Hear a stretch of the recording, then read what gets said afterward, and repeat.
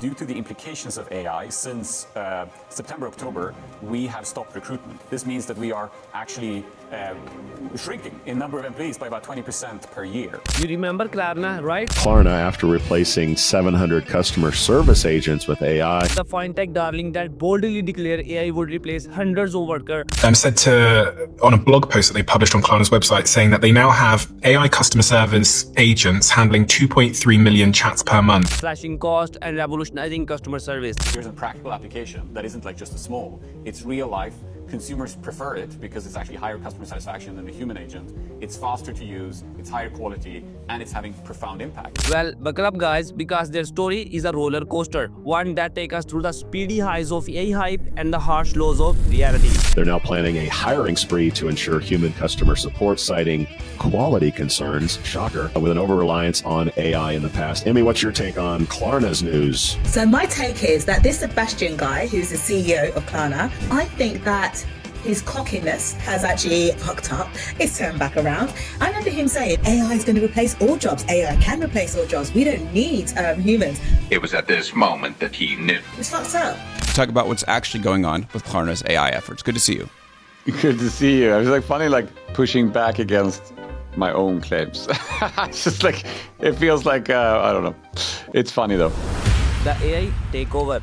Back in 2022, Klarna made headlines by laying off 700 employees, and their reasoning, an AI system was now handling about % of their customer service chat, which is roughly around 2.3 million conversations. And here the CEO Sebastian was confident that AI was the future and efficiency was the king. But what about the humans? Well, they are becoming an expensive luxury. Imagine that scene guys, only 700 desks suddenly emptied, replaced by lines of code and algorithm. At that time, it was a bold move, a statement to the world that Klarna was ahead of the curve, riding the wave of AI-driven transformation. And the investor loved it, due to which the company's valuation had soared to nearly $46 billion just a year earlier. But here's where the plot thickens.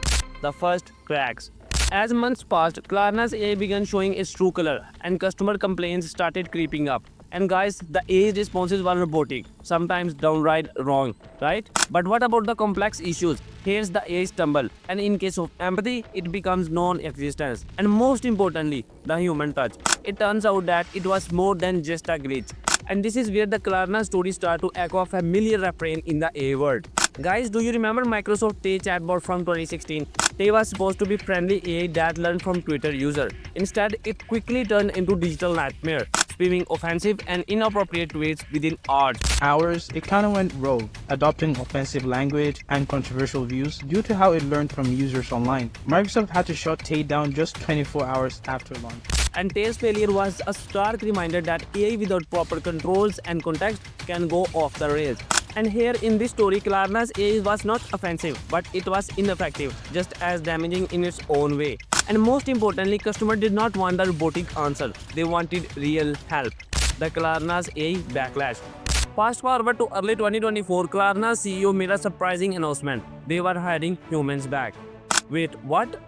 CEO last year bragged about firing a bunch of employees and replacing them with AI. He has now admitted that he went too far and now he's recruiting humans for customer service. Yes, after boasting about AI replacing 700 workers, Klarna was now bringing those jobs back. Only this time, but in a new form. CEO Sebastian described this as an Uber-style remote workforce model. And in this model, they are hiring students and people from rural areas to provide on-demand customer support. Guys, here the AI would still assist, but humans were essential to deliver quality service. And right now, it was a humbling moment because the company had gambled on AI to cut cost and boost efficiency. But my friends, the gamble did not pay off as expected. And the lesson we learned from this backfire is that AI can't replace human judgment, empathy, and problem solving. At least not yet. The market reality.